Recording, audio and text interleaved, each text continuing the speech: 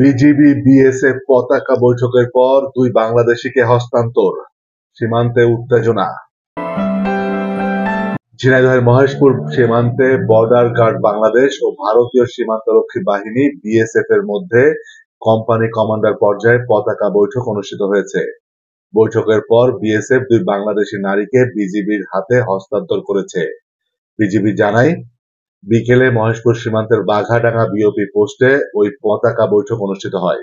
বৈঠকে বিজিবির পক্ষে বাঘাডাঙ্গা কোম্পানি কমান্ডার সুবেদার আসাদুজ্জামান বিশ্বাস ও বিএসএফ এর পক্ষে সুন্দরপুর ক্যাম্পের company commander Yadav AC Nagesh Gautam নেতৃত্ব দেন। বিজিবি আরো জানায়, পতাকা বৈঠকের আলোচনার ভিত্তিতে বিএসএফ তাদের হাতে আটক দুই বাংলাদেশি নারীকে হস্তান্তর করে। বিজিবি আরো জানায়, দুই নারী অবৈধভাবে ভারত থেকে বাংলাদেশে ঢোকার চেষ্টা করলে বিএসএফ তাদের আটক করে।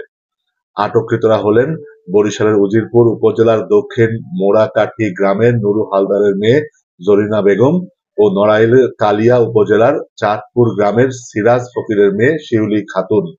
পরে তাদের দুজনকে একটি বেসরকারি সংস্থার শেল্টার হোমে প্রেরণ করা হয়েছে।